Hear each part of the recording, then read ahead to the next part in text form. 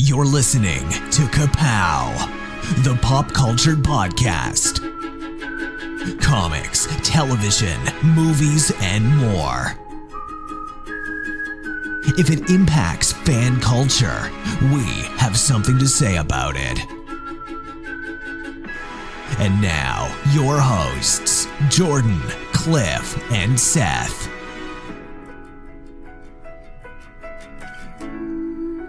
Hey everybody, welcome back. I don't know how long it's felt to you, but to us it's felt like a long time. Yeah, that's right. My name's Jordan Lowe. I'm Cliff Barnes. I'm Seth. Yeah, so we missed a recording week. We usually record in bunches, as you may know, but we missed a week because we had some Halloween goings on. Yeah, and I had Dungeons and Dragons got moved to. It's my dirty little secret. It got moved to that night. Yeah, and then we couldn't do it another night for Halloween. I do. Yeah, this ranks lower than me playing Dungeons and Dragons. I respect your honesty. Yeah, so you were going to do that on like a Friday night, right? Yeah, normally we play on Saturday. We played on Friday, and then we weren't able to record Saturday because it was Halloween. Yeah, well, it wasn't Halloween, but it was Halloween in our town. We always have our Marietta where we are. We have trick or treat always the Saturday before Halloween. We don't have trick or treat on actual Halloween night. Yeah. Now next year it's all coming together. I think. Yeah. Freaking Halloween 31st on Saturday night. It's a full moon. Whoa. It's the time change. It's all Crazy. going to happen. We're going to blow up. We need a bunker. I'm planning to get murdered that night. That Saturday is also always Halloween Comic Fest at comic book stores. So I was at the old store handing out free comics to kids as a trick-or-treat gift. Weather didn't really cooperate, so we didn't have much of a crowd, but we had some kids stop in and get some freebies. Yeah. I wish I was dressed up. I should have came. You should have went in there. Stormtrooper? Yeah. Some people thought I was a stormtrooper. Yeah, we saw some pictures on Halloween night. So here's what happened. We took the kids trick-or-treating, and we had bought tickets in advance. My wife and I and some family and friends, we decided we haven't went out for Halloween and gotten dressed up in costume and done that for a few years. So, hey, that sounds like a really good time. A local bar here in downtown Marietta was, they were having a big party, and the band playing that night, the lead singer I grew up with. We're still friends, and he's a local dentist here, and they're really fun. Like, they always bring in a really good crowd. They play a wide variety of music, some songs you wouldn't expect them to play, but they've been playing together for a few years now. We've been to a bunch of their shows, so I was like, well, let's go do that. It sounds like a really good time. You can promote them to our giant audience. Well, yeah, I mean, it's done and over with, but yeah, if you're in Marietta or the Mid-Ohio Valley and you get a chance to go see a band, they're called The Bash. They're a lot of fun. It's always a good show. So just a bunch of local guys. Some of them are dentists, eye doctors, stuff like that. So, so yeah, but it's a really good time. So we decided that we were going to do this. We bought our tickets. So I had to come up with a costume. And since I've had Star Wars on the brain, I'm currently 29 days from my next Walt Disney World vacation, which will be my first. But who's counting? My first trip into Star Wars Galaxy's Edge, which I can't wait for. Are you gonna dress like that down there? No, because I'm an adult. You can't. Oh, that's go true. full. You're not. You're an adult. Yeah. Technically. So anyways, so I've had all the... But the costume's pretty convincing. You could just go... They might think you're a cast member. That could be. I got the idea of what would be fun for me to do that I haven't done before. I was Night Owl one year from Watchmen. Yeah. And my wife was she went as Silk Spectre. So, but we've done we've done a lot of stuff. But I've never really done the Star Wars dress up. So I was like, what's something that I can do myself? I don't want to buy a costume. Something I can make myself that would be a lot of fun, that would be recognizable, won't look super trashy. So I was like, I know, I'll be an X-Wing Rebel pilot. Of course, I didn't want to, not the Poe Dameron, but old school Luke Skywalker type thing. Yeah. So I made a costume. I got orange jumpsuit, and I took a cardboard box and some EVA foam and made the chest box. I had a piece from our pool, one of the hoses I used from the box. Your best costumes have hoses. Yeah, that's right. All the best costumes have hoses. And then I bought I got like a really cheap plastic helmet. And took some more foam, EVA foam, some other foam, and I tried to make a Rebel, X-wing pilot. Good. But and so we went. So how does that stand up to a night at the club? Did your helmet get knocked askew? Do you sweat through the jumpsuit? Surprisingly, it did pretty well. I had I even bought like the orange safety goggles, That made the outfit. That was the cherry on top. Yeah, so I had those, to try and look as authentic the beard and everything is just possible. I painted the chin strap. I painted part of it white. That came with the cheap little helmet, so kind of looked a little bit more authentic. But and I got we went and I got a lot of compliments. Everybody was like, "Man, that's awesome!" It's a lot of people my age, and they were like, just people telling me I did a pretty good job with it, like, right? Yeah, let's tune into our podcast. Here's a magnet. We talk a lot of stuff. Right, exactly, all that stuff. So. And he wrote it off as a business expense. Yes. No. We're having a really good time, and they decide apparently there's a costume contest. Now, let me tell you, pretty much everybody was dressed up. The bar was packed, and there were some really great costumes. Just all over the board, different things, but they weren't just cheap store-bought, throw your $50 and you get a cheapo thing that you wear for one night. There was some thought and some effort put into these costumes. So I was like, the band stopped and they're like, we're going to do the costume contest. And I was like, oh, okay. And everybody's like, well, you got to get up there. Because they're like, anybody that wants to come up thinks their costume's good enough to be in it, come up. And I'm like, no, I don't want any part of that. And everybody is like, people I don't know are like, you got to get up there. Come on, go. There are like 40 people up on this stage at this point. Gold leader standing by, get up there. And so I reluctantly, I went up and got up on stage, and I'm standing up there kind of on the end. And the one guy from the band he's easily the youngest guy. He's the drummer. He's the youngest guy out of the band. And he's like, okay, we're just going to kind of cheer for any costume you got. And he just starts on one end and starts going through. And he gets to me. He's like, Stormtrooper. And I'm like, what? I'm looking, are you talking about me? And people were shouting in the crowd. Boo. That's not a Stormtrooper. He's a pilot, and people were screaming. I can hear them screaming, and he says it like 5 times. I'm like, whatever. So I ended up getting down to like the last 10 people on stage. And I think, honestly, I might have done a little bit better had he said, hey, X-Wing pilot. No, they probably were cheering for you as an antidote for him screwing up. They kept cheering like, no, tell him the right thing. Yeah.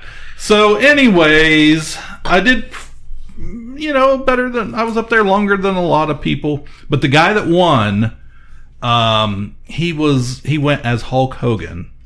And he was a brother. Yeah, he was a like massive dude. Looked like he'd worked out like every 6 hours every day for like 3 years to get, this huge arms. That's commitment to a costume. Right.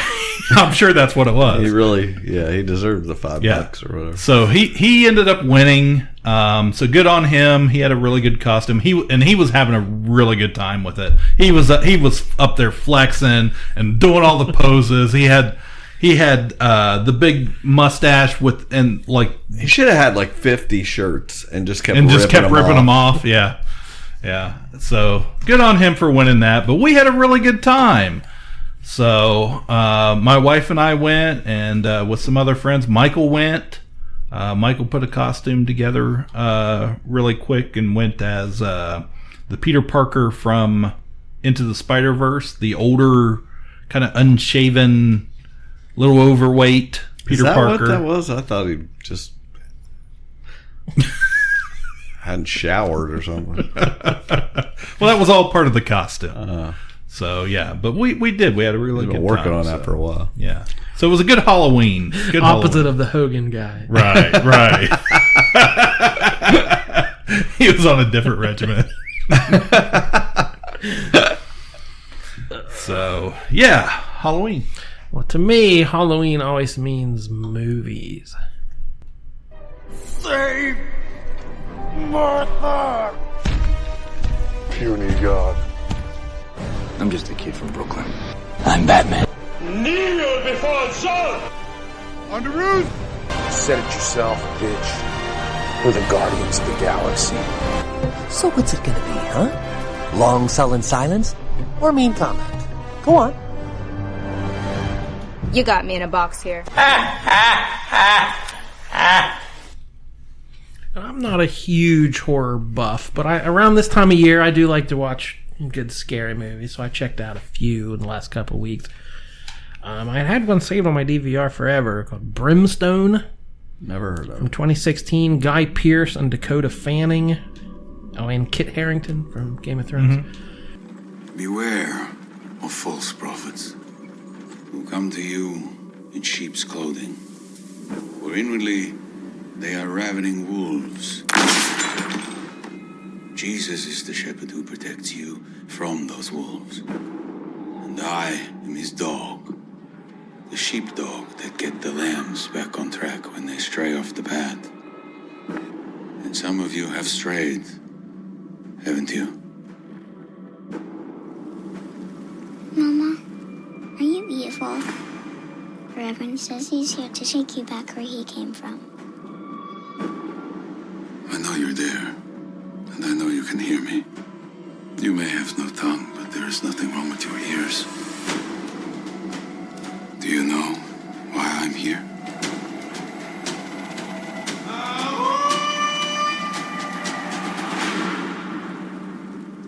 I'm here to punish It's you. a Dutch director, and it's about these Dutch settlers in the Old West, so it's basically a Western. And Guy Pearce is this preacher who comes to town, a very fire and brimstone kind of preacher. And you don't quite know, is he evil? Is he there's something wrong with him. Right. It might even be a supernatural sort of affair, but it's a dark movie, and it's told kind of non-linearly. So there's A four non-linear movie with Right. Guy Pearce. I'm Right, it's following. weird. So there's 4 chapters to it, and they play them out of order. All right. So the story unfolds differently, and it's dark, but it was really well done, and he is amazing, and he's terrifying, especially with a Dutch accent. I don't know why that made him even scarier. Oh, foreign accents always are creepy, you know. But yeah, Dakota Fanning was good, and he was great. I checked out Unfriended from 2014, which when that came out, I thought, bleh, but I saw it on some list recently of like underrated movies or groundbreaking. I think it was comparing it to Blair Witch Anniversary, like movies that push the envelope or whatever. So this is the one. It was all seen through a laptop screen, and it's a couple of friends on Skype, and then somebody else joins, and they don't know who it is, and so the movie they go to Facebook and Instagram and Google and YouTube. So like the movie unfolds as they're opening tabs on the computer and talking to each other, and you learn the story by people like, wait, go to our Facebook page, and like scrolling down, and it was novel and it was interesting, and I read about it. It was all shot. Like they were sitting in rooms on Skype, the actors were, and they filmed it in real time as it was going on. It doesn't quite have a payoff that was, worthy of the concept, but it was an You should interesting. watch Searching. Yeah, it had that same Well, I never saw Unfriended, but at the time when I saw Searching, they referenced that movie as Searching was just a better version of that. But yeah, these are teens who had bullied a girl, and it's the anniversary of that. So it's kind of that teen slasher movie. Get back at him. Right. And I had seen Funny Games a long time ago. Yeah. There's two versions. The 1997 original version from Austria, I had never seen the original, but the remake in 2007. Oh, Naomi Watts. Naomi Watts and Tim Roth and Michael Pitt. I had seen that one, and I had heard it was a shot-for-shot remake, and they played the original on Turner Classic Movies one night, like 2 a.m., and like it was funny. The introduction was like, "This is not a fun movie to watch," so brace yourself. But it's not. The on-screen violence, there's barely any. Right. But like the implication of it and the darkness, and it's director Michael Haneke. So he made this Austrian movie in 1997 criticizing Hollywood violence, and it's a foreign film. Americans don't watch those. So in 2007, he remade it basically shot for shot. So I had the old one saved on my DVR because I thought I'll get around to watching it someday, and I saw the remake was on, so I saved them both. I'm like, I'm going to watch both these. So like a week apart, I watched both versions, and they changed maybe 5 lines of dialogue, maybe a few shots here and there. The main thing was there were cell phones in 2007. Right. So they had to make a reason. Why wouldn't they just use their cell phone to call for help? So they had to kind of add a tiny bit of plot there. But it is basically, it's a horror movie. It's a home invasion movie. You saw the remake? Yes. Okay. Yeah, these 2 preppy looking kids show up at the door and start terrorizing this family. But it's not fun in any way. And it's not, you're supposed to cheer. Sometimes you cheer for the murderer, Freddy and Jason, they're going to get those guys. Sometimes you cheer for the people. And this one, it's like, there's no hope for these people. And it's basically, it's breaking the fourth wall at points, asking you, are you enjoying this? Are you like what's happening here? Revel in this a little bit. You want more blood? Like, it's asking you, why do you enjoy this? And you, at the end of the movie, you're like, I don't know, why did I enjoy that? I didn't enjoy that. I'm sorry. But the most grievous bit of violence even happens off screen. The camera follows someone into another room and you just hear it. And then the aftermath, the camera sits there for 10 minutes on the people just like crying and sobbing and grieving. And the camera doesn't move and you're just wallowing in this. Like, this isn't fun at all. I don't like this. So yeah, not a movie I would recommend, but I've always wanted to see the original, so glad I did. And then, speaking of original, I checked out The Haunting from 1963, based on the same Shirley Jackson Haunting of Hill House that the Netflix show that we very much liked last Halloween. Yeah. So I really loved that show, but I'd never seen this original version of the movie. It used, I don't know how close it was to the book. I think it was closer than the Netflix one was. Yeah, the Netflix one is not close at all. Yeah. So, but it used all the same names. Like Hugh Crane was the dad from the show, and that's the guy who built the house in this movie. Luke, Theo, and Eleanor. So it's using all the character names.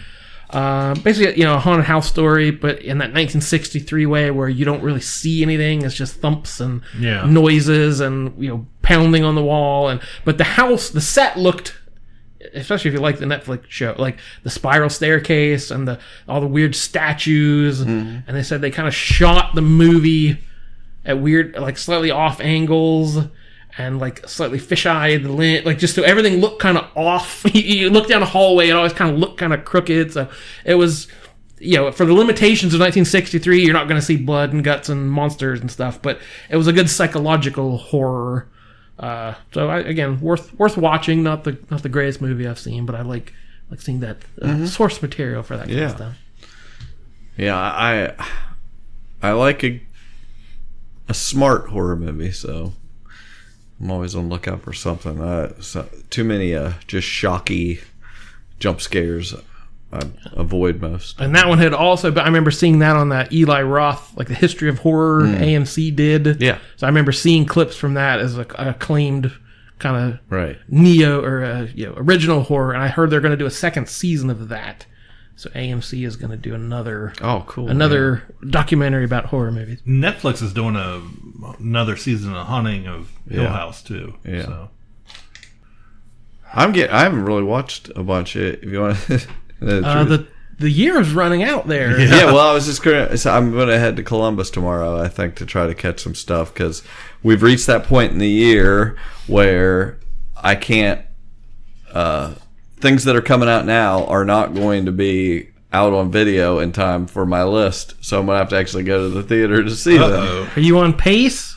You no, you were way over 100 last year. I'm way off pace this year because I did my top 100. So I was rewatching a bunch of movies early in the year and did not watch like anything from this year for a long time. But I'm sure I'll have plenty of movies to make a list out of by then. It may only be like 85. Oh my gosh. Exactly. So it's going to be a huge disappointment. Anyway, I think I'm going to head up to Columbus and catch a couple that it doesn't look are going to make it around here. And so hopefully I can do that and I'll talk about them. I think the only thing I really watched, that there was a documentary of it was actually a Dungeons and Dragons art documentary called Eye of the Beholder : something.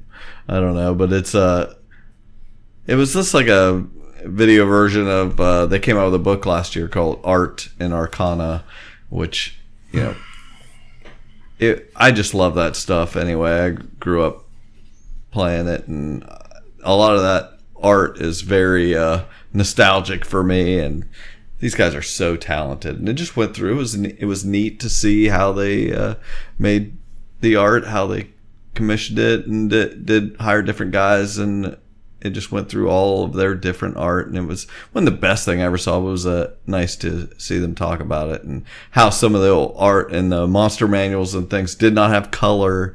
And it just felt like textbooks to us. It was just like this. I almost don't want color. I want this is important stuff. We don't try to jazz it up here. We need this specific drawing of this monster. Anyway, if you are a fan of D&D or have any nostalgia for that stuff, definitely check it out. If you got Prime, it's free. Yeah, I was just sitting here thinking, surely I watched some kind of movie here in 4 weeks. I'd imagine. And, honestly, I think the only thing I really watched, I went back and watched The Last Jedi a couple times. Because, actually, since we've recorded this, the Rise of Skywalker trailer came out, and we didn't even get a chance to talk about it. Yeah, I was thinking I might rewatch The Force Awakens and Last Jedi before December gets here. Yeah. I didn't watch the trailer because I'm already to the point of I'm good. I know enough. Yeah. Well, I will say this, and I think I've heard it didn't tell you. I didn't want to know Stad C-3PO saying we're all going to die or whatever he said. Like it really did a good job of not giving away hardly anything. I kind of trust them to only show me what they need. There's a lot of trailers I've been avoiding lately. I do that more and more if I know I'm going to watch something, but I know that they do a good job of not revealing too much. And I feel like with Star Wars, that some things that's just part of the experience. Yeah, that's part of the hype, and I don't want to miss that. Yeah, I'm glad I watched it. Yeah, I wasn't sure what to expect. It got me. But it got me hyped up. Yeah, I got a little hyped. I got a little choked up. It was like, this is it, man. Yeah, this is it. So we say. But I like to believe this is it. Yeah, so. But yeah. So I did after the Star Wars trailer. Of course, the whole world's seen it by now, except for Jordan. Right. But once it came out, it really, I immediately, I was like, I got to watch The Last Jedi. And if you're not aware, this podcast, we were all pretty big fans. It's not perfect, but we all like The Last Jedi. We are, much the exception when it comes to the Star Wars fandom these days. It's the cool hip thing to do is to trash Rian Johnson and The Last Jedi. Yeah, I had a customer recently who, his first time in there, was talking whatever, and he's like, "Oh yeah, what did you think of The Last Jedi?" I was like, well, "I liked it." And he was just like, "What?" Yeah. I challenged his preconceived. Like, everyone hates that movie. I was like, "No, I thought it was good." Yeah. He's like, "Well, but okay." I love it. Shove it in their face. There's the door. You can get it. Yeah. I'm still... I was in there. I witnessed a little of that the other day. I was kind of in the background, and I heard some guy say, "Yeah, I don't know if I'm gonna like that Watchmen." You're like, "I liked it. I'm really enjoying it." He's like, "Well, what kind of nerd are you? You like this stuff?" Don't bring your toxic fandom in here. So yeah, I hear so much. I I listen to some Star Wars podcasts still, and they're still trashing it. I'm like, it's been how many years now? Get over it. Yeah. Move on. Well, I'm glad I liked it, so I don't have to be mad. Right. Oh my gosh. So, I'm excited. Yeah. So I even have some. When we get there, I feel like my perspective has changed a little in the last couple of years. Not of how much I liked Last Jedi, but of what I'm expecting out of this movie and what I'm okay with. Yeah. Did you read the report from Carrie Fisher's brother this week? I have not kept up with Carrie Fisher's brother. Jerry Fisher? Jerry, yeah. Bobby? No, there was an article that hit online where he was discussing, to his knowledge, what the actual plans were before Carrie Fisher passed. Oh, many. Okay. I can't say many Fishers died to get us that plan. I can't say that's bad taste. But he, according to this guy, he says the plan originally was for Princess Leia to be the last Jedi. And the Rise of Skywalker. It was going to be I know revealed. that they had more plans for her. You know, she was supposed to finish it up. How well would that go with Odin?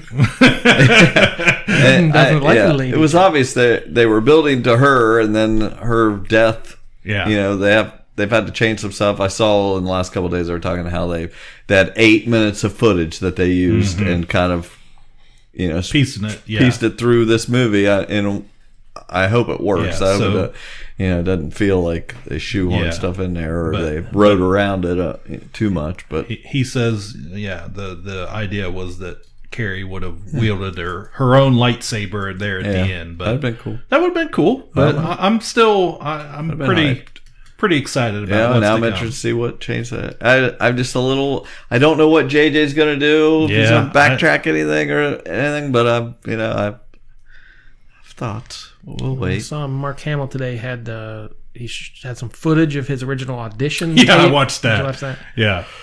He's promoting. There's some kind of charity thing you can win. You can go have dinner with Mark Hamill. So it was promoting a charity thing, and the world does not deserve Mark Hamill. He's the best. He really is. As someone like Harrison Ford would rather die than talk about Star Wars. Or Mark Hamill seems cool, but he knows he's made his peace with it. That's his thing. Yeah. That's what the fans love, and he seems what a cross to bear. Yeah. But it's kind of neat to watch. They gave him a laptop with his original audition with Harrison Ford, and he kind of he gives you a little input into it, and like asking George questions that he did not care to answer, like those kind of things. Yeah. So, but if you're on Twitter, give Mark Hamill a follow. It's definitely worth it. We're gonna give Hamill that Ka-Pow bump. Yeah. Oh, he's already got that. Ever since we declared him the best Joker, he's probably flying high. So this one's for you, Mark Hamill. All right. Any other movies? I think we're on to streaming. There's something very important I forgot to tell you. What? Don't cross the streams. Islands in the stream, that is what we are. Cross the streams. As of this recording, Disney Plus has not been released yet. Right. We're still a few days away. But Cliff's anxiously... He's sleeping. He's getting all his sleep now. Mm-hmm. So he doesn't have to sleep for the next couple months. Yeah, that's for sure. It's going to be at least a week. Just nonstop Disney Plus. No, so in anticipation of Disney Plus, which is coming Tuesday, I'm going to get rid of Netflix. Ooh. And I was letting you guys know. They're going to know why I got rid of Netflix. November 11th. Yes, canceled. It's done. So right now I'm kind of doing my final tour. Oh, that's what I did. I watched Netflix nonstop for that last couple weeks. Yeah, and I was like, what do I need to finish watching? Well, it just so happened a couple days ago, Working Mom something came out. No, She-Ra season 4. Ah, She-Ra. In fact, Michael texted me that day. I was gonna say the Voltron of. Yep. So, yeah, DreamWorks animation She-Ra series. He-Man's coming out to Netflix later on, so I'll have to make a decision there. But I wasn't sure if this was going to be the last season or not. It's She-Ra. It's season 4. We are gathered here today to witness the crowning of Queen Glimmer of Brightmoon. Queen Glimmer! Yeah, that's gonna take some getting used to. Glimmer, come at once. We need you in the war room right away. The Horde is obviously planning something. For the honor of Greystone! The princesses have no idea what's coming. How does the Horde know our every move? There's a Horde spy. Who are the suspects? Everyone. How are you doing that? I practice at home. The princesses are in utter disarray. We gotta strike the final blow to the rebellion. If there's something that can protect us from the Horde, I need to know about it. It is time. Is it magical sacred bond time? Oh, definitely. You think you can just transform into She-Ra and it will fix everything? There is a great evil, and it is waking up again. There is a way to channel that magic ourselves. You cannot control magic. Say things that make sense. I recently finished season 2 and 3. It's good though. The animation, I've said before, is not my favorite. Stylized, it's kind of blocky, kind of little immature in my opinion. But the story is wonderful. They've taken the 80s origin of She-Ra and flipped it a little bit, and they've made this very inclusive girl power story about friendship and what it is and what it should be, and forgiveness and a whole bunch of other stuff throughout these 4 seasons. And apparently it's still not over by the cliffhanger ending I got in season 4. But I watched it all in 2 days, 13 episodes, I do believe. And they've done a really good job in the storytelling, just incorporating it each season. A lot of times with animation, first of all, a lot of times if you get back to the source material, it's a show that was very one-off. It started with a movie crossover with Masters of the Universe and became a big hit. But the stories were one-offs. It wasn't, season 1 didn't have a certain subject that they were trying to tell, a certain story throughout the episodes. It was just kind of, each episode is an adventure. But this, they've done a really good job in focusing on characters, the 3 main characters, She-Ra, Glimmer, and Bo. They're the best friend squad. It sounds silly. But as the story has moved on, it's incorporated more and more characters, the other princesses, and some other villains. And you would assume the main villain would be Hordak in this story, because I would assume. Yeah, that's obviously what She-Ra was. But it turns out the main villain is not Hordak. It's Catra. She-Ra's her former best friend. Whoa. And yeah, so I would just recommend that anyone, if you're looking for a good nostalgic ride through a 80s property, that this one is very good. It's original, but just enough of that 80s goodness to keep you interested. Characters that you'll be surprised you remember, long forgotten. And it's got a great voice cast. I just realized today when I was watching it after the end of the 4th season that the actress who plays Dina on Superstore, she voices one of the princesses. And if you watch Blackish, Junior, the kid that plays Junior on Blackish, of course he's Bo in this series. So it's got some voice actors with some chops behind it, and it's good. So I watched that. I caught up on a few things I watched on Netflix. I watched that Paul Rudd series, Living with Yourself. Yeah. You're welcome. Okay, so you're heartbroken. path of life brings us many troubles. Pain, Vinny's talk, sadness, humiliation. You say you even thinking about time? Happy Spa will rebuild your DNA better than ever. A better you. The best you can be. That's what I want. How do you feel? Happy.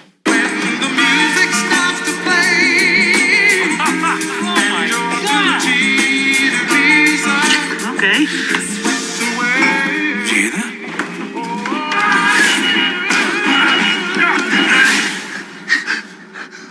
Are you okay? Do I need to come down? No, it's fine. Did you watch it? I haven't yet. My daughter started watching it when it first came out. Yeah. Because she thought, oh, it's Paul Rudd. This is going to be funny. Yeah. And then she watched it a little bit, and she came out of her room. She goes, yeah, that is not good.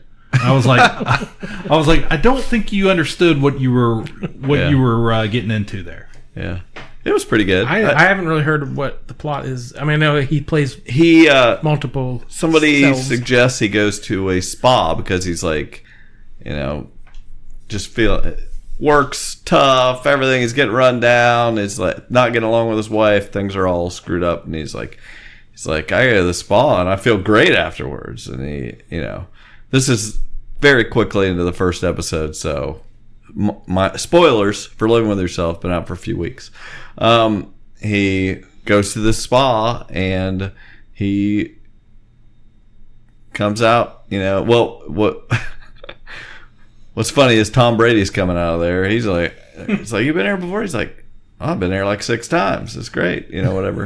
Basically, the thing is he is being cloned, and when you are cloned, they take the old you and just go bury you out in the woods.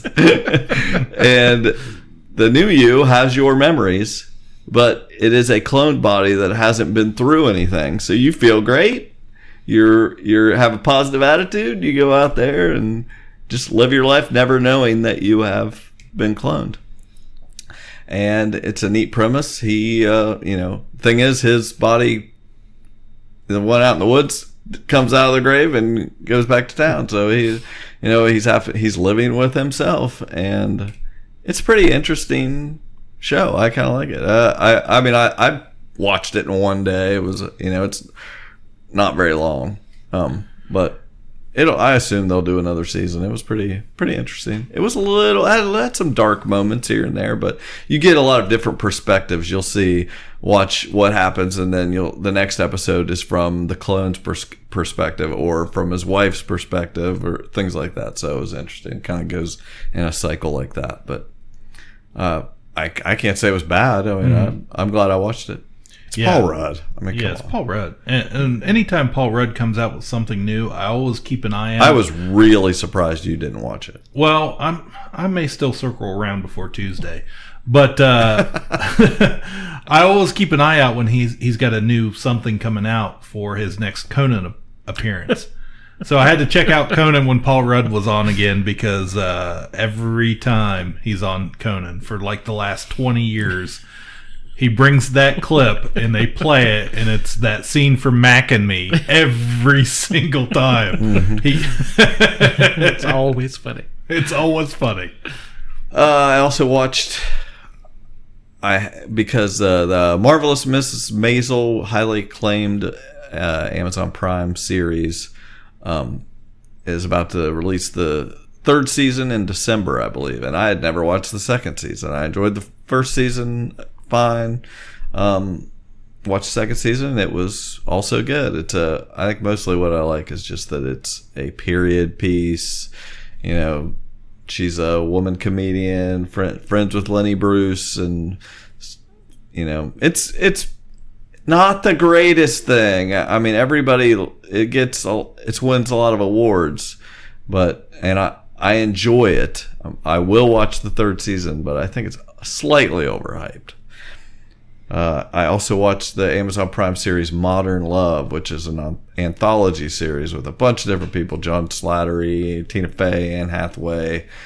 Just each different type of story about different types of love, throughout. I think I saw a trailer or something for that, Yeah. and it looked pretty good. It's 8 or 9 episodes. I didn't realize it was already. It went by pretty fast. It was. This is what this show and that is Apple Plus out. Yeah. That has been released of the Jennifer. Yeah. The Steve Carell. Aniston, Steve Carell. Like, I think those two shows have like put me over the edge. Like, there's too much. We've hit saturation, and Disney's not even out yet. No. Yeah. Like, these are huge movie stars, huge budget shows. We don't have time for it. Right. Yeah. We got to cut some stuff. My idea was I'm watching it before Disney Plus comes out. I was like, I got to see it. There was some. Every episode wasn't fantastic, but some of them were really. I'm so glad I watched things because they had really interesting takes on relationship dynamics and how people with problems. Like Anne Hathaway plays someone who's bipolar. And it's kind of a musical episode because she's like super happy when she's one way and this the other way. It was just demonstrating how people have problems with having relationships when they have depression and things like that. So see, that's the thing too, is these streaming services, they're putting, a lot of money into these projects. They're quality projects. Yeah, there's so much quality stuff. It's crazy. It's not like, you remember when cable got really big, like when we went from like 25 channels to 200 channels, but most of it was garbage. It was all crap. That's what I was thinking when I was forming this well thought out opinion. Like, that used to be the hack comedian joke. Oh, got cable. There's 100 channels and nothing's on. Waka waka. Now there are 10,000 channels and everything's on. Yeah. Everything's pretty well worth watching. So like, there are shows that are pretty good. We said we don't have time for pretty good. Right. We don't have time for okay. Like, there's too much, and no one can subscribe to all these things. No one has enough hours in the day to watch them all. And we're missing. We're trying. And it's trying to be that guy. There's going to be a backlog. I wanted to get to that show. Well, you never will. Forget it. Right. It's over. Cut it loose. Think I can do it, Jordan? Don't count me out. But yeah, I mean that's the reality of it. You really have to pick and choose right now. Well, there's other things streaming. I've been watching quite a bit. I wanted to mention there was a podcast that started recently called The Office Ladies. Oh, yeah. So if you're a fan of The Office, Jenna Fisher and Angela Kinsey got together and are doing. Somebody threw a bunch of money at them, and they are on Earwolf.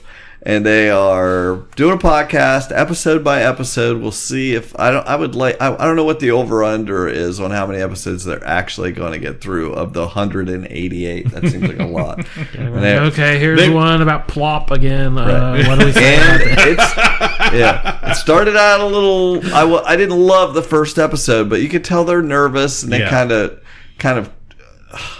Angela Kinsey repeats. Everything Jenna Fisher says, and it annoys the crap out of me. But I'm sure they will get better. Yeah. And they are having very interesting guests. The second, third, fourth episodes have all been much better. Guys, they're going to have to do as many episodes as we've done. That's what I'm saying. To get through The Office. That's the thing. Luckily, they have the commitment that we do. People were like, I saw them on a couple morning shows doing rounds, and people were like, this is a 4-year commitment. Yeah. And they were like, yeah, we're good with that. And I was like, okay, great. It's a check. I mean, they're not doing it for free. No. So how is any actor out of work? There's so many shows. No actor should be without work. Right. Yeah. Well, I think Jenna Fisher's throwing her friend Angela a bone here, saying, "Hey, I got a job for you. You are going to get a check for the next." Yeah, I listened to that first one, and they made it very clear they are real life best friends, and had a real strong bond on this show. It seemed like all the actors did. They all seemed right. They got along well. It's definitely gotten way better. It's very interesting. They remember more than I thought they would. They do. Yeah, and I was worried that they weren't going to really remember. I mean, they remember a lot of details. And they're bringing special guests in for certain episodes. Rainn Wilson's already been on. Got a prop guy that will return because it was a very obvious reason to talk to him, and there will be more. So and here's for myself, when it comes to podcasts, I always give it a few episodes because, I mean, let's face it, if you go back and look in our history, Like, I mean, it's not an easy thing to do. Most people tell you don't listen to the first few episodes of our podcast. Every podcast for a reason. But I had this idea. Ours are up on our Patreon page. You gotta pay for that. Pay for the privilege. I had this great idea. I was like, okay, I've watched The Office a few times through, but it's been a couple years ago I watched it through with my son. He had never watched it all, and we just enjoyed the heck out of it watching it together. And I was like, okay, now that this podcast is out, I'm going to watch each episode as they do. For the next 4 years. I will have for the next 4 years, I will have freshly watched the episode, and they will do it. That was a week and a half ago. I'm on season 6, episode 15. I couldn't stop. And that's all I've done is just sit and watch The Office. It's a good show, guys. Actually, I looked and saw that I couldn't have access to it for the next 4 years because next year it's leaving in like January. Leaving Netflix. Yeah. Isn't it? Mm-hmm. It's the number one thing on Netflix. Yes. Yeah. The number one watched thing on Netflix. Yes. And it'll be on that Peacock thing that I'm not going to get that. Too much. Yeah. So I was just like, whatever, I'm watching it through. And it's But great. what has happened with The Office, it's the show that all these preteens and, 10, 11, 12-year-old, 13, 14, they have all discovered it on Netflix.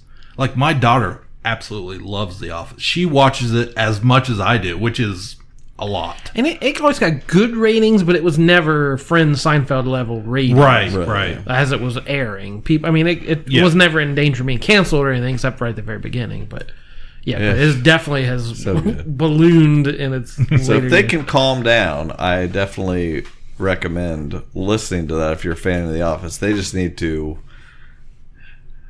I don't know. Some of their banter is a little... Yeah. They'll find it. Yeah. But it's getting better, and I'll definitely keep listening. Yeah, I'm listening also. And I did see a thing on Reddit the other day. A guy posted that his 96, 97-year-old great-grandmother is in a home. I saw this. In the common room, they play reality TV most of the day, and he got her turned on to The Office, and she thinks it's real. She thinks it's real. Yeah. She cried when Jim and Pam got married. She's been watching it, really invested in these characters. Yeah. Okay, think that's it for streaming. Oh, Dolores. What the hell is a sticky maple? Run, Barry, run! That's what I do. I dream, and I know things. Go get him, Supergirl. Well, what does this guy look like, anyway? Oh, he's a little guy, kind of funny looking. Uh-huh. In what way? Oh, just in a general kind of way. Exterminate! Little pig! Let me in! These violent delights have violent ends. That's what she said. Groovy. TV. Well, like we said, there's tons of TV, so we'll do a couple. We won't stay here all night, but I've pretty much been just watching the greatest hits, but it's the last season of Modern Family.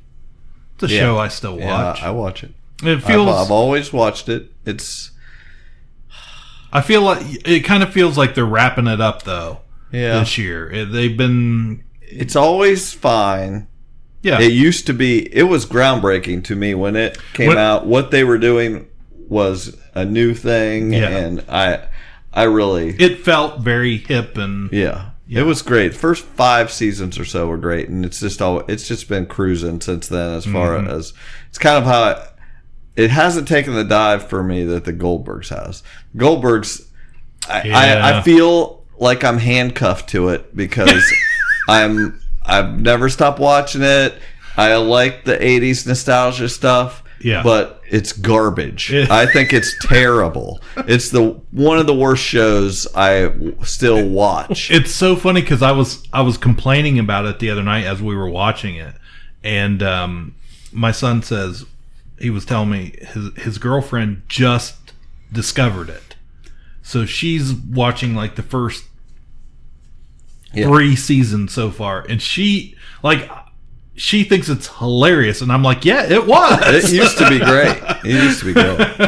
Now, not so much, but yeah. Anyway, Modern Family, yeah, it's done good enough that I'm overall been pleased with that show throughout. Yeah, I'm gonna finish riding it out, and part of the reason I don't love it when a beloved show goes off the air and people are like, no, we need more, someone else pick it up. No, just let it end. Not every show needs to last dozens and dozens of years.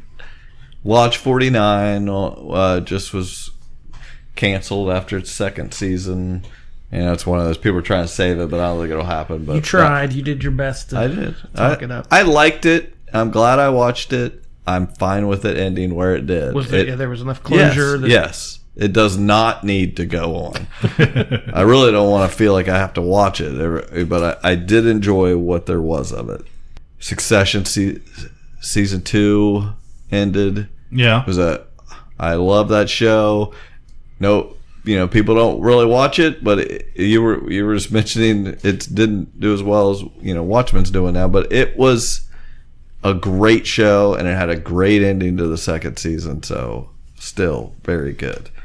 Kieran Culkin and Matthew McFadden should win awards. They are amazing.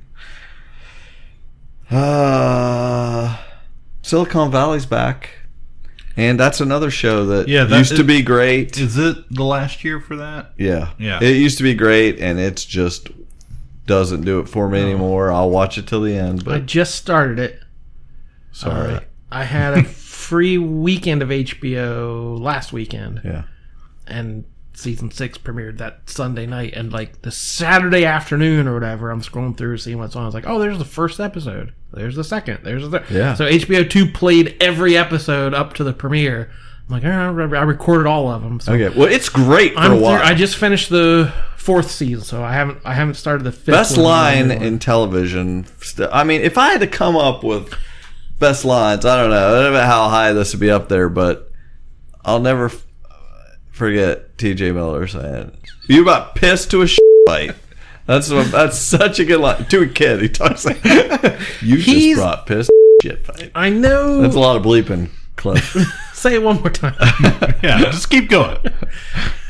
The cast is great. I'm loving it. It's great. So I hope that bums me out that it becomes in the last couple seasons here. It's just very formulaic. Yeah. They're all doing the exact same thing. But see, I'm connecting to this show in a way. I don't know anything about the tech world. I don't understand apps. Yeah. On any level. You don't. Yeah. But a show about creative people making a go, trying to make something, sitting around a kitchen table, creating something, and being outgunned. But everyone else has more money and more equipment and more talent and more connections. But that scrappy underdog story of someone just trying to create something, put it out in the world. I don't know why that appeals to me. That's when that was something good. about that. That's when it was good. It's become something else. But it's. But yeah, the cast is terrific, especially Zach Woods, who played Gabe on The Office. Yep. Playing basically the same kind of character, the spineless, toady guy. But yeah, my favorite line was he it's about being half Comanche. I'm gonna kill those pale-faced SOBs. I'm gonna kill them with a knife. I'm gonna kill them with a gun. I'm gonna talk them into committing suicide. So good. Yes. What was I don't know. Anyway, it's pretty good. It just I feel like it's another thing. And Mike Judge. I like everything I've ever seen Mike Judge do. Yeah, but I never think like, oh, I wonder what Mike Judge is up to. I don't know. I never give him his due, but literally everything he's done, I like. It's been great. Yeah. I was gonna throw. I've talked about this show before, but it's just so. If anybody out there, I mean, it's so. Look down. It's not a guilty pleasure to me. I feel no guilt. But reality TV catches a lot of flack. I mean, people just think it's garbage television. I get it. But there's a lot of good reality TV. Like I famously love Big Brother and Survivor and whatever. But I still, one of the best shows I watch is the Real World Road Rules Challenge thing. They just call it the Challenge now. It always has some different title or whatever. The champion of the challenge, Turbo.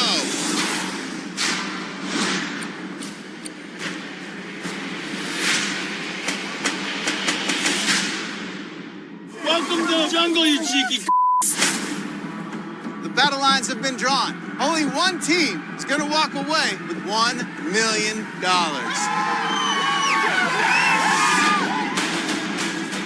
I have got the strongest alliance that I've ever had. A lot of things are on the line here. This looks like it's about to go down. None of us trust each other. We're at war. Are you kidding me? Burn it out! Burn it out! Move those feet! But if you are invested like me in these, I can't believe this is still on. It is the fifth sport, as Bill Simmons would say. It is. There's football, basketball, baseball, hockey, and the challenge. Yeah. These people are the most athletic people, coupled with the fact they're like the most beautiful people, and they are now it's transformed into Olympians and people from Ninja Warrior and just, but also from all the MTV shows from the past. I mean, there's people from the early Real Worlds and stuff on there. Kids know who those people are now? That's what I mean. That was forever ago. No, but I do. Yeah. That's what I'm saying. If you're out there and you've continued to watch this, I've watched from the beginning. I mean, it was like the MTV execs like, we should probably go ahead and cancel this. Wait, no, there's someone still watching. Now people are watching, and they bring people in from, like, they've got Big Brother winners and all these big characters from Big Brother are on it. And like the guy who won Big Brother this year is one of the biggest fights he got into with the girl he was having a relationship with on this season was that I'd never heard of the challenge, and they were telling him, you would be perfect for this. You are such a frat boy, whatever. He will definitely be on the show next year. So what is all physical challenges? It's not all physical, but like last year, like I said, they brought in these Ninja Warriors and things like that, and this Turkish guy is like a machine. He's like a Terminator. And he doesn't understand English that well, and he talks in that Turkish accent, and his name is Turbo. He's on that Russian show where you can kill each other or whatever. What was that reality show? Yeah. But it's like... but it's just like... It's got all these interesting characters, and now, all these winners. But now they've got a lot of UK characters. And so this season, it is USA versus UK. And but they're fighting amongst themselves. It's all about forming your team for the final. It's always about the final, and the final challenge is always like climb the highest mountain in the world. It's always like the biggest things because they're playing for millions of dollars and everything. Because people, I'm guessing other people are watching this show, but this happens to be this week. One character has been on for years, and this other girl, they've been dating the last few years, and they actually have like a nice relationship. Like there's all this chaos in the house, people screwing each other, and always that, and cat fighting things. But now a lot of what people argue about is the money, because there's so much money they're throwing at him. But this guy, he has a deformity, and you can tell that he has a chip on his shoulder about it. Like he has made himself be the best at everything because of this. He would never mention it. Like it's just I just really respect the guy for it, because he can do anything anybody else can do. And his name's Jordan, but he's got a chip on his shoulder, and he's just like, I'm the best. He's won previous season and stuff. Anyway, it came down to him and some like the best guy on the UK this week, and it was like use a sledgehammer to nail in these railroad spikes into something, and it was just like, you always think he's going to be at a detriment because of his deformity, and he was a freaking machine. You think that'd be something easy to do, but swinging a sledgehammer like hundreds of times, nailing in all these spikes, he never missed it once, and he made this other guy with all working appendages look like bad, And then right when he was done, he just looked like the coolest guy. And then he knelt down and proposed to his girlfriend, and it was just freaking awesome. That show is great, and as long as they keep putting it out, I'm fully invested. I mean, people that on there have died, not on the show, but like this one girl, D&amp, died years ago, and it's just like you get invested in like any show, and it's real.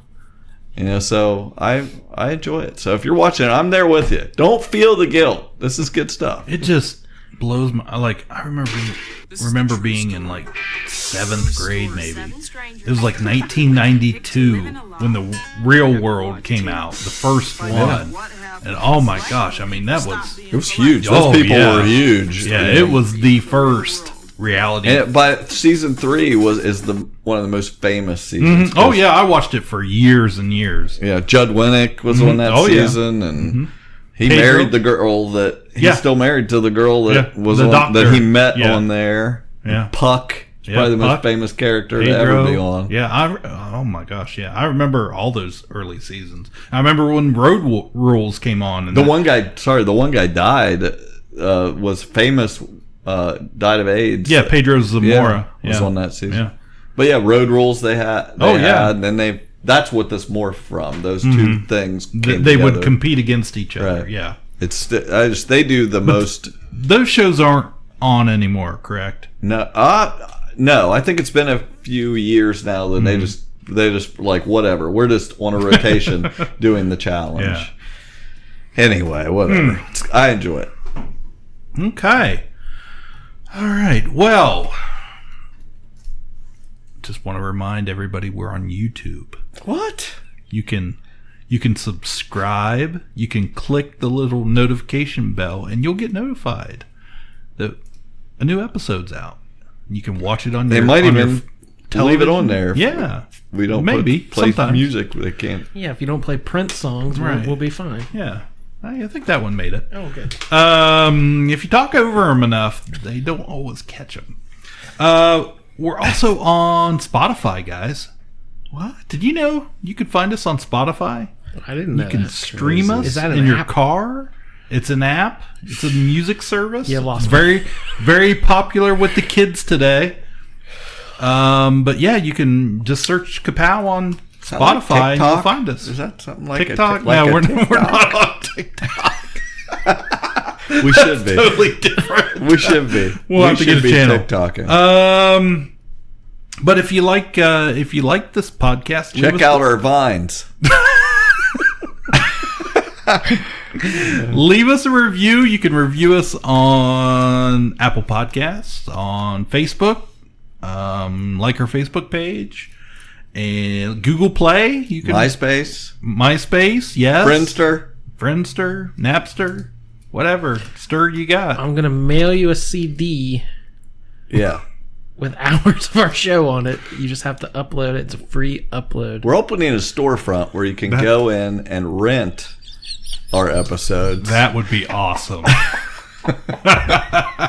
Ka-Pow Busters. That would be pretty sweet. Yeah. So check us out, wherever you want. And be a patron. $1. Yeah. Access to unlimited stuff. Fun stuff. We're not unlimited. That's like it's fraud. very limited. What's the opposite? What's the opposite of unlimited? So I almost just committed fraud right there. Yeah, but if you listen to us on the Podbean app, or you go to our website, www.udownwithkpp.com. I haven't said that for a while. You click that Patreon button, and for $1 a month, or if you want to throw more in, we'll appreciate that. Don't undersell them. But we'll give you a big old shout out on the show, and you can have access to our private Facebook patron page. We just put up an episode. It was pretty long. Pretty long episode where we made Cliff defend Disney from some of their recent business practices. Recent? And 1940. And some old ones and some new ones. We get it from all angles. We're good Lord. So if you want to hear Cliff defend racist movies, yes, pay the $1, get in there. Yeah. Check out his blind spots, his Justice Mirrors. And you can get some behind the scenes stuff too. We throw in, I'm just ignoring them. I throw in some recordings in between episodes and after episodes, and sometimes in the middle episodes that we cut out. All kinds of good stuff. You get to be a fly on the wall in the bunker and hear us right. off the air. All right, zippity doo dah zippity yay. My name is Jordan Lowe. I'm Cliff Barnes. My oh my. I'm sad. Bye forever. Ka-Pow, the pop culture podcast, is intended for entertainment and information purposes only. Sounds, music, and clips played during the podcast are property of copyright holders. All original content is property of www.udownwithkpp.com.